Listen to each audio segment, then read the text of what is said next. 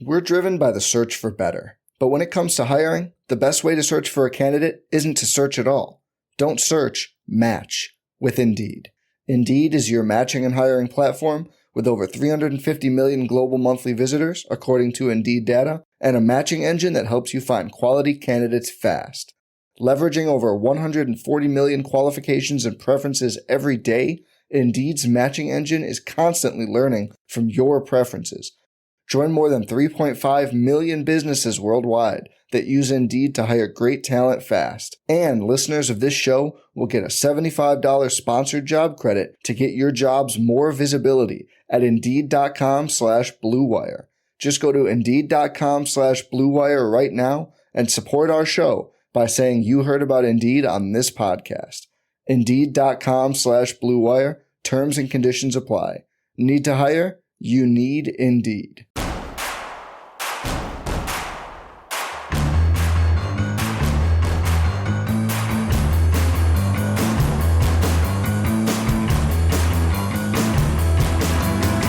From your favorite source for Chicago White Sox talk, delivering news, interviews, analysis, and more.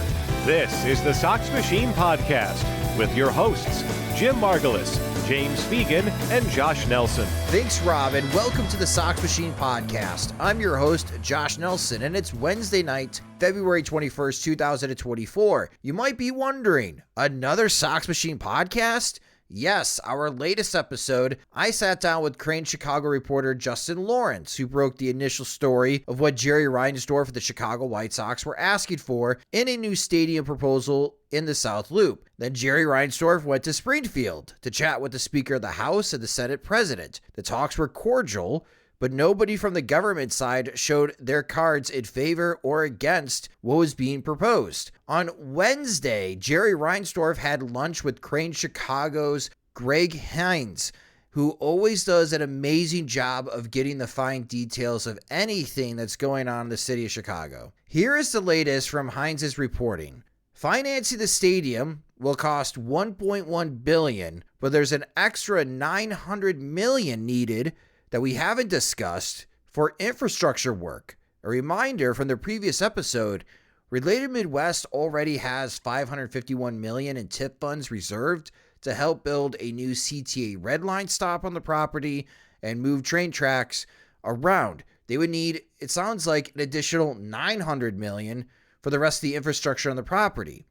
The goal is to have a new stadium built and ready for the 2028 season, which is hyper aggressive. So the White Sox need $1.8 to $2 billion to build a new stadium. The 78 project will need an additional $2 billion to build a hotel, apartments, condos, and a retail section. We thought the ask was $1.2 billion a day ago, but it's really $4 billion for the entire project to match what Related Midwest and Jerry Reinsdorf are pitching to lawmakers. The Chicago City Council met on Wednesday, and after the meeting, Chicago Mayor Brandon Johnson, when speaking to reporters, did not shut down any of the proposed financing ideas for this project. According to the Chicago Tribune, he's keeping the door open, which is interesting. Outside of the ask is why Jerry Reinsdorf is making this request now for this location. From Hines' report, the ask from Jerry Reinsdorf is threefold. 1. Jerry Reinsdorf does not believe the current location in Bridgeport can generate the type of revenue to sign top ball players. 2. Jerry Reinsdorf is worried that without a stadium deal, when he passes away, his son Michael Reinsdorf, the current Chicago Bulls president, will sell the team. Whoever buys the White Sox could move them out of Chicago, say Nashville, which Jerry keeps bringing up no matter how many times our Jim Margulis has said that's not going to happen. The third point, a new White Sox stadium will anchor the significant development in the South Loop of Chicago, which Related Midwest is still pitching the idea. It will generate $4 billion in economic impact and $200 million in tax revenue. These estimates come from private studies paid for by, you guessed it, Related Midwest. Jerry's ultimate endgame is moving the White Sox from Bridgeport to the South Loop by the 2028 season and signing a 30 or longer year lease with the ISFA, the Illinois Sports Facility Authority, which would keep the White Sox at Chicago. That's at least his pitch, and I know I'm not alone when I say I don't buy it. I live in Bridgeport. I drive through the South Loop and this stadium's planned location often. I just don't know how you generate this type of revenue in this location. The entire South Loop would need to dramatically change to come close to these numbers. Also, I think if the White Sox do move out of Bridgeport, another developer is going to buy these parking lots and build them out, as Chinatown overflow is already taking over Bridgeport. There's a great need for more housing options in the neighborhood.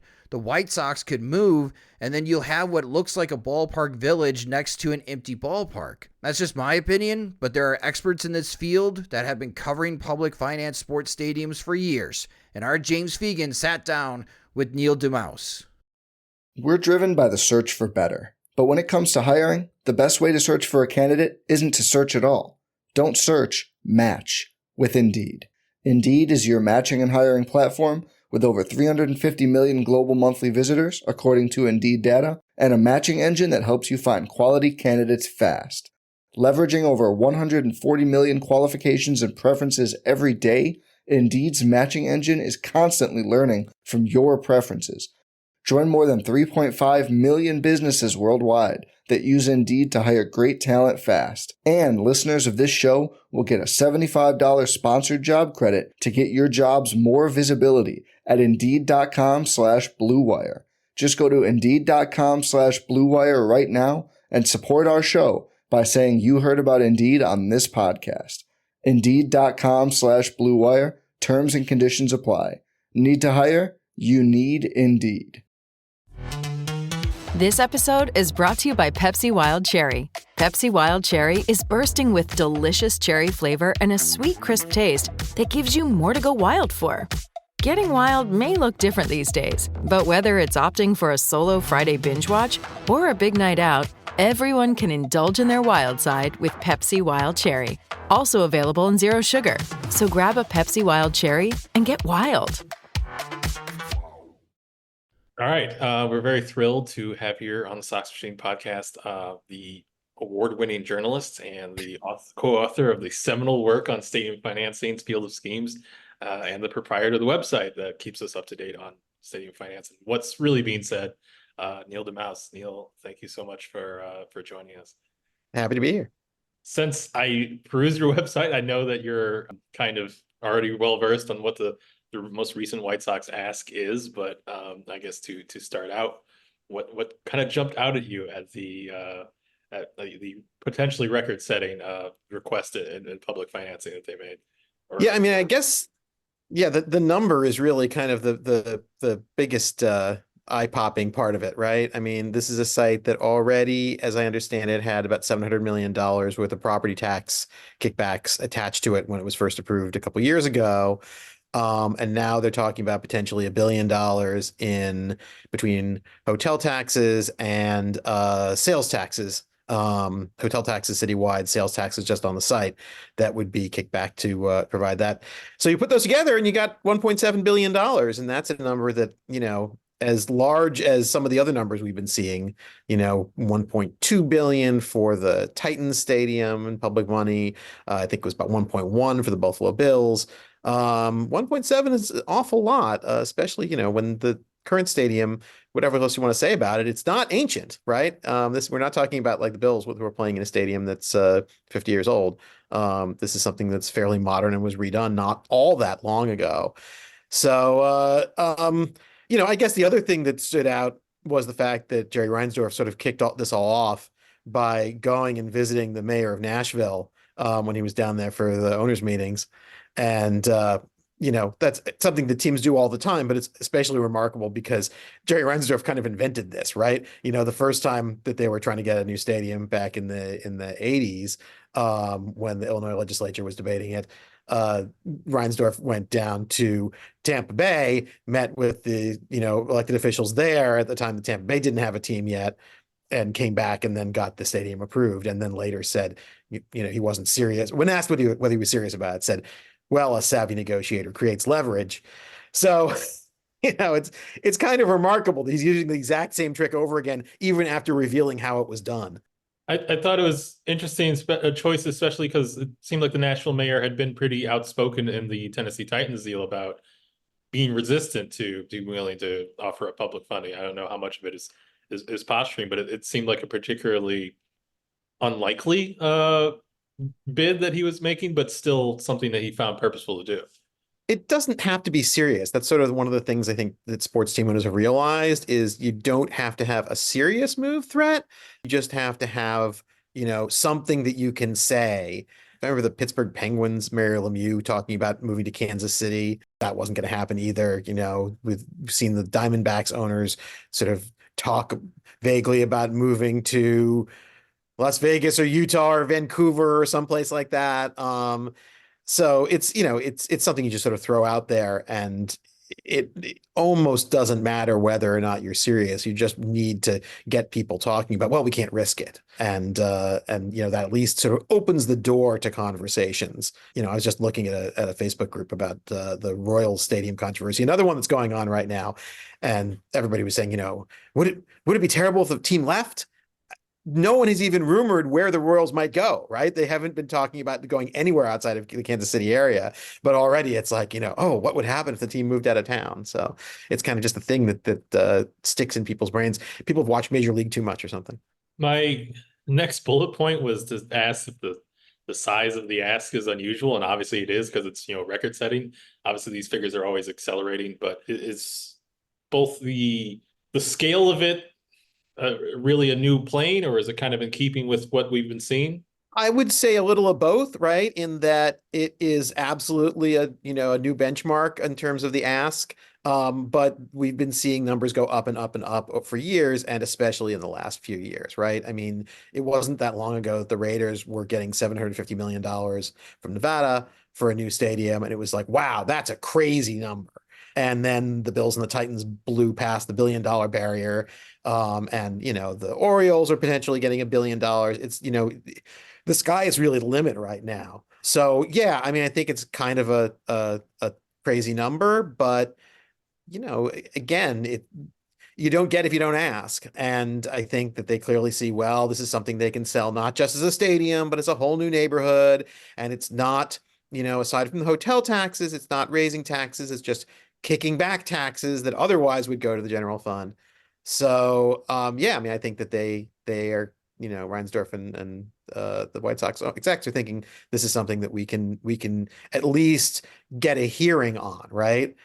Which clearly already just happened. So I don't know. I mean, we'll see how well it goes, but a big part of the stadium deals is kind of the notion of anchoring, right? The same way that companies will sell a product by saying, you would pay $79.99 for this in a store, but we're offering to you for $19.99, right? As soon as you hear that $79.99, then you're like, oh, wow, well, $19.99 isn't so bad. And it could be possible that they will come back and say, okay, we're not going to ask for, $1.7 billion. We'll ask for $1.2 billion. And everyone say, oh, wow, that's great. We're saving $500 million. Having worked in both TV news and sports news, I feel like there's been a lot of cases where you're handed stories where, because you don't have competence in or experience in the industry, you just trying to get this figure and you kind of repeat it. So I feel like the Reinsdorf the White Sox claiming there's no new taxes, probably there's not the level of governmental financial literacy present in a lot of sports journalism.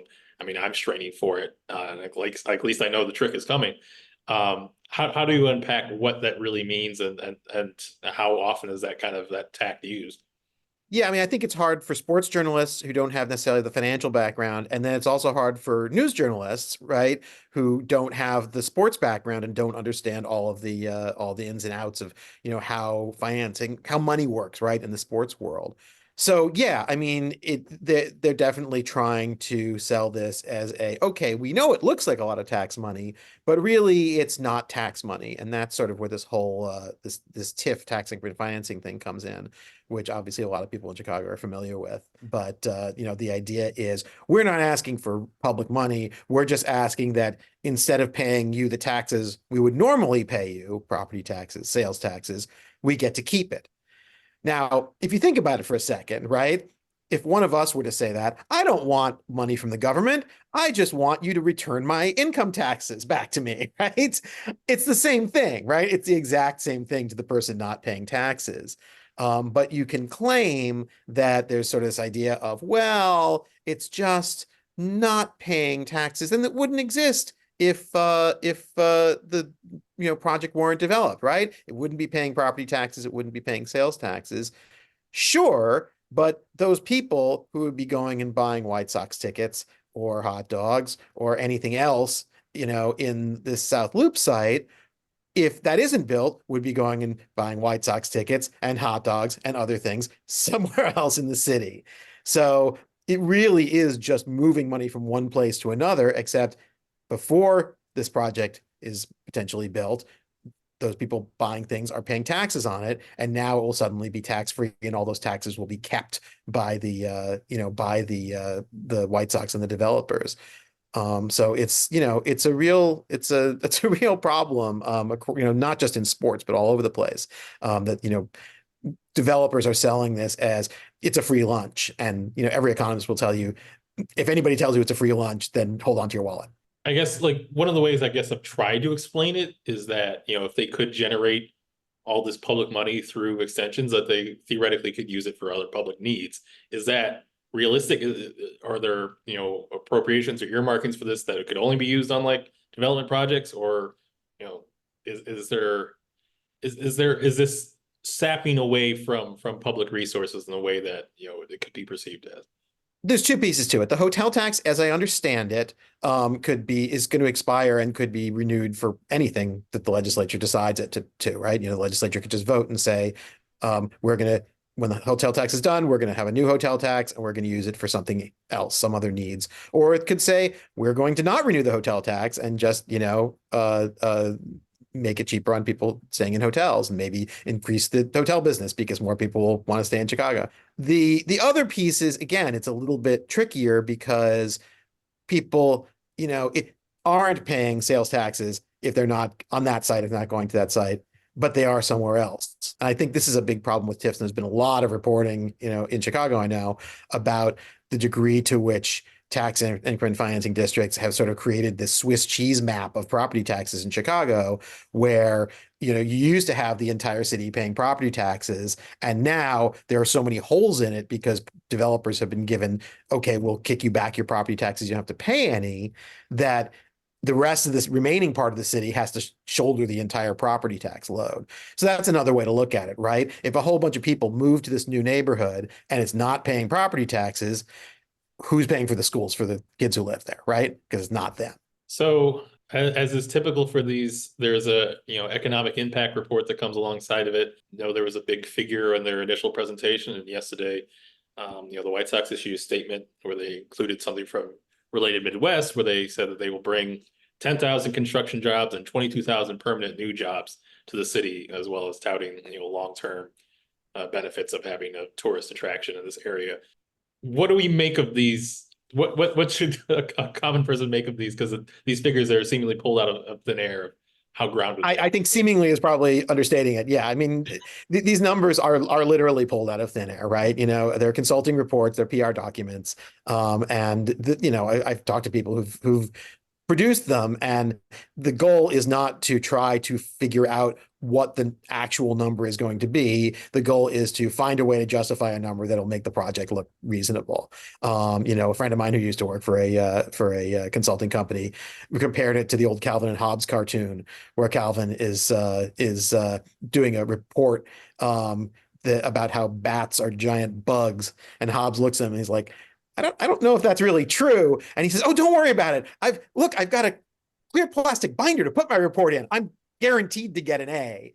It did not work out, spoiler, for Calvin very well, but it often works out really well for sports teams and developers, because legislators are unfortunately really swayed by clear plastic binders regardless of what's inside them. I mean, my first thought is that creating permanent jobs with this White Sox stadium aren't permanent jobs being pulled away from when they pull out of Bridgeport. I know there's plans to maybe put a soccer stadium there, but I can't imagine even if that one was thought through, that would really sustain the same level. Right, and then you're pulling the soccer team out of Soldier Field, right? I mean, it's just shuffling things around.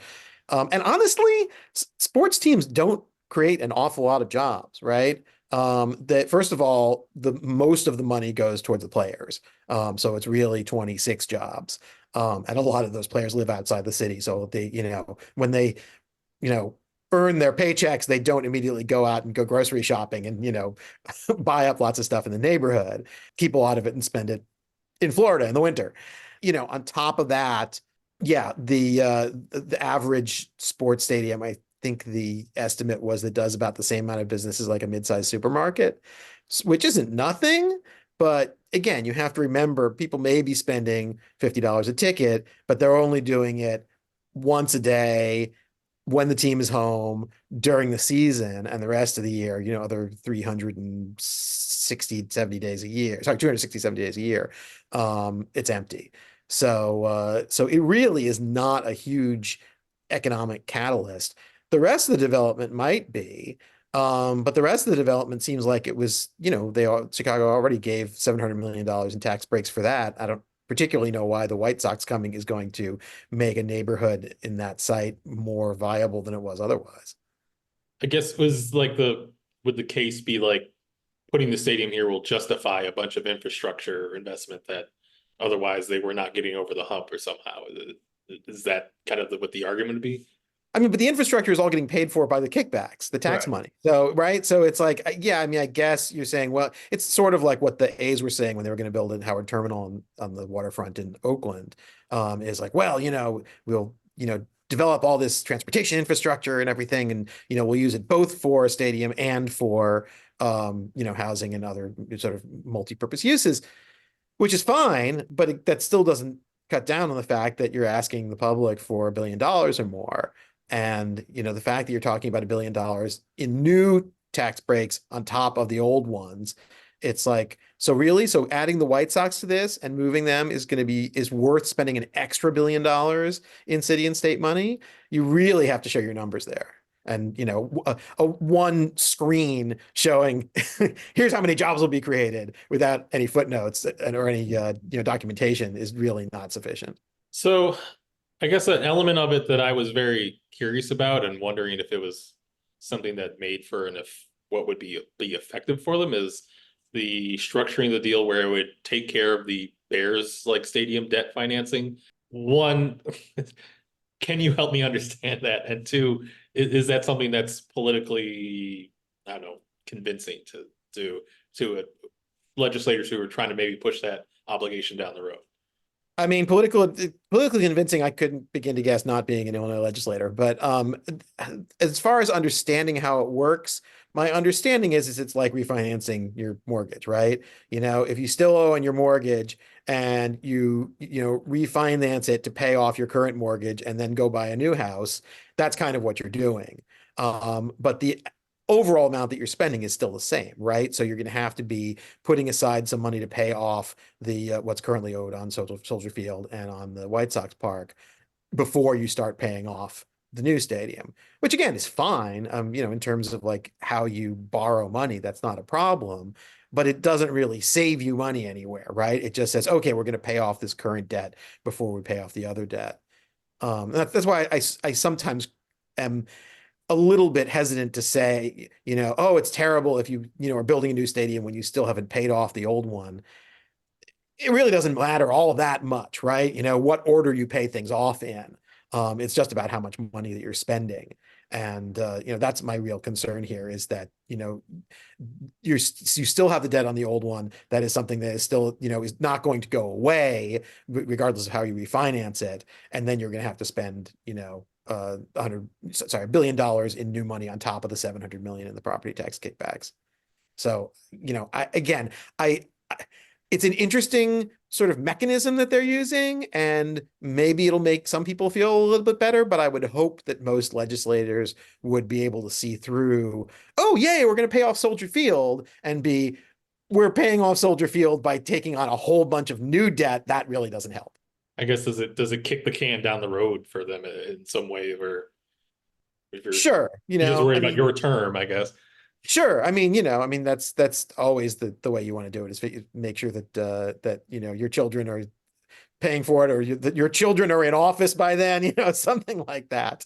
Um, so I don't know. I mean, we're still really early in the game here, right? It's just been proposed. I imagine that if something gets built on that site, it may not be on that site. It may be somewhere else. It may not look like that. It may not have this financing plan. That's usually the way these things go, right? Is that by the time you eventually get to something that can be agreed on, it's not exactly what was proposed in the first place. So some of this is just, trial balloons, and seeing what gets shot down. And if this gets shot down, or part of it gets shot down, I am absolutely sure Jerry Reinsdorf will be happy to say, "Oh, I can't have that $1 billion.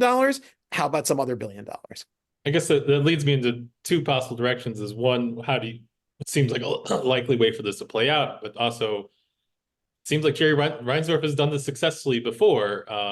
Is this something, his demonstrated history that, makes this a likely thing to be successful, as audacious as it sounds to us? Yeah, I mean, that's kind of his core strength, right? I mean, not only did he do it for the White Sox, but he actually did it for the Nationals, because MLB still owned the Expos at the time they were negotiating with Washington, D.C. And I would have to go back and check, but I'm pretty sure that he was one of the people in the room when they met with the mayor of D.C. at the time that the mayor said, "Okay, well, we'd love to have you come to town. In terms of building a stadium, we were thinking about a 2/3 public, 1/3 private split." And then either Reinsdorf or somebody else in the room, I think it was Reinsdorf, was the one who responded with, "Oh yeah, we were thinking 3/3, no thirds," and got away with it pretty much. So yes, this is clearly something he's very experienced at. On the other hand, he's also, making a tremendous ask of something that's going to require the approval of both the city and the state. So he's got a couple of different, he has a mayor to convince, a governor to convince, a council to convince, a legislature to convince. So, we'll see. I mean, there certainly wasn't a celebratory announcement after the meeting they just had with the folks in the legislature, which could be they're just playing things close to the vest, or it could be that they still got a ways to go. We really just don't know yet. So I would say, it's even just looking at historical cases, I think it's way too early to say what's going to happen. I mean, if you had asked me a year and a half ago about what was going on with the Oakland A's, I would have said, well, they're clearly going to get this new stadium in Oakland because, they've just gone so far and they've gotten, most of the money approved, and it's just obviously happening. And if you had asked me 6 months ago, I might have said, oh, well, clearly they're moving to Las Vegas. They just got all this money approved and they've got a plan.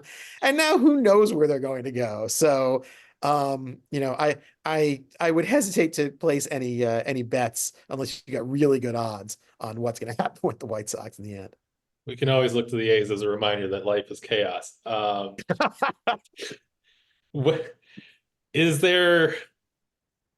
I guess I'm speaking to an audience of people who care probably an inordinate degree about sports and baseball and think it's maybe more important than they should.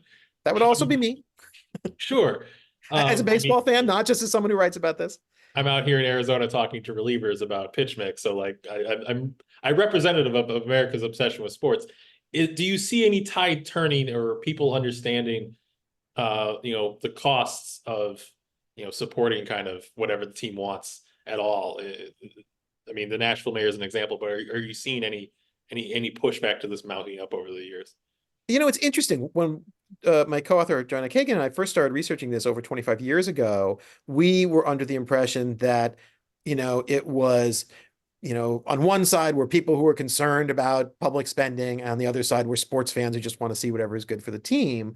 And we very quickly were, discovered that we were completely wrong, which we should have realized, both being sports fans ourselves.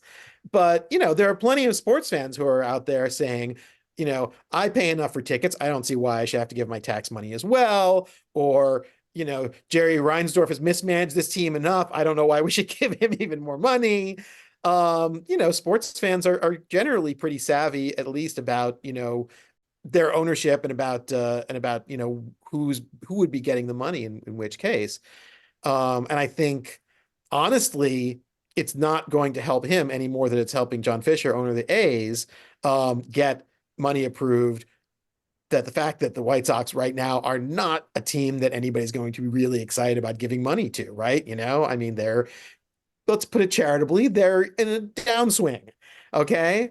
And that's not something that's going to get people excited about oh man, we've got to make sure that we keep the team, we keep it, give it enough money to be able to retain all these great players that they have when, the great players they have are, Nicky Lopez, I think, is the second baseman. Nothing against Nicky Lopez. I saw him hit a home run against the Mets last year and pitch an inning, but he's not going to be the missing piece that sends him to the World Series. I mean, it sounds like a weird thing to base billions in public spending around, but would this be, if they were winning, if they're coming off 4 straight playoff appearances, do you think this would be almost an entirely different conversation, at least of how it's covered? I think it would be easier. Yeah. I think there are 2 ways that you can, if you're a team owner, you can go about this. One is, my team is so terrible that we will never win if we don't get a new stadium. And the other is, my team is so great that we deserve a new stadium, that will match the glory of our team.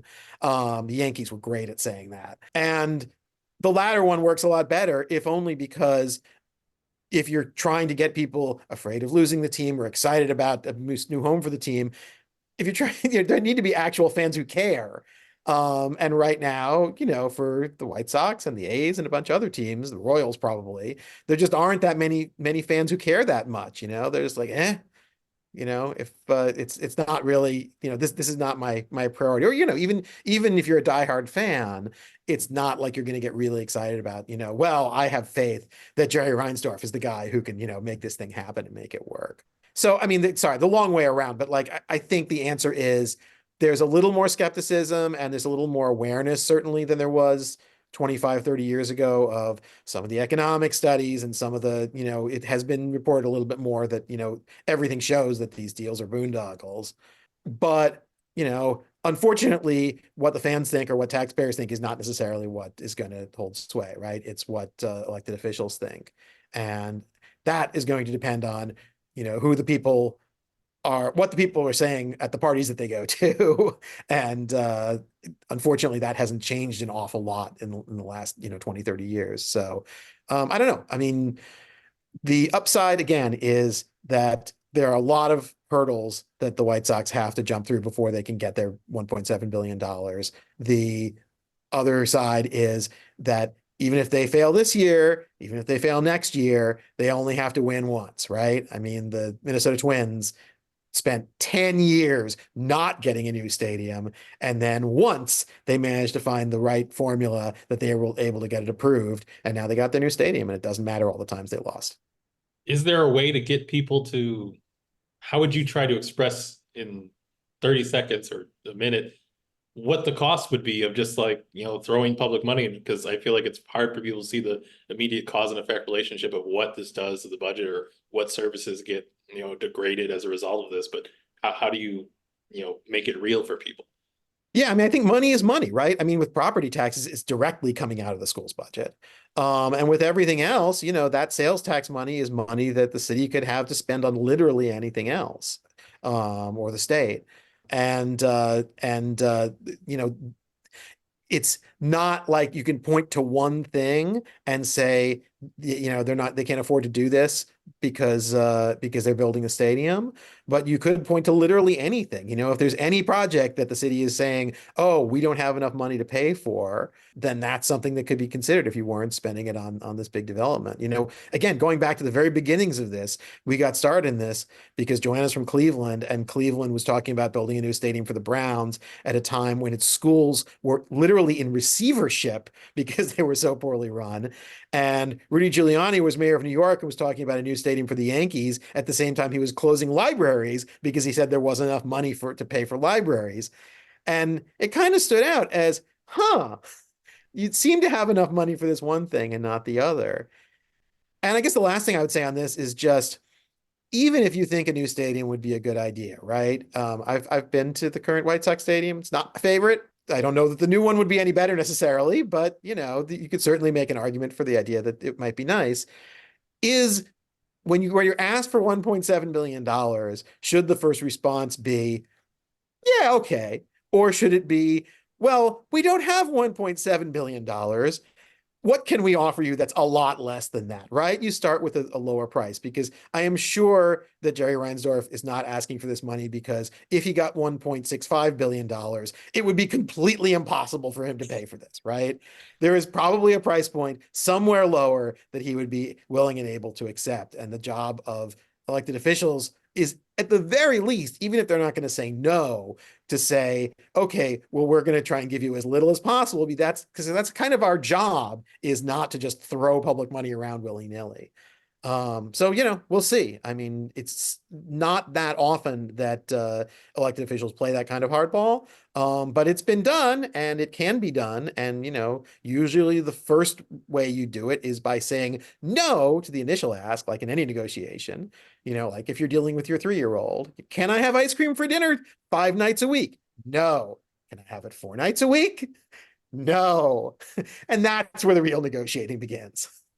That's the secret of business right there. And parenting.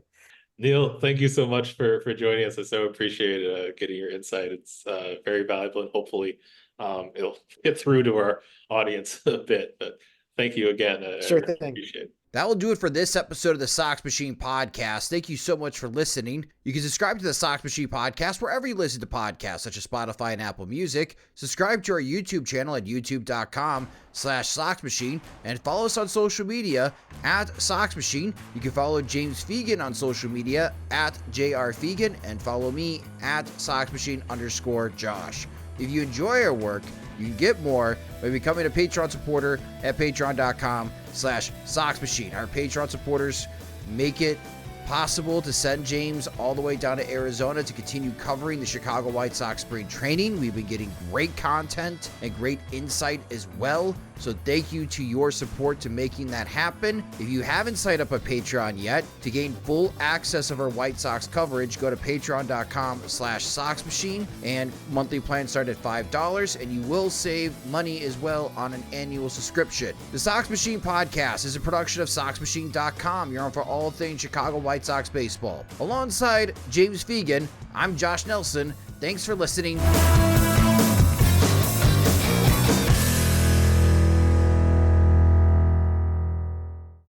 Freedom is all about choices, and while there is only one Jeep brand, you have the freedom to choose from an epic lineup of Jeep brand vehicles. Hit the trails with the versatile classic, the Jeep Gladiator, or experience the wild in style with the sophistication and comfort of the Jeep Grand Cherokee or Jeep Grand Cherokee 4xe.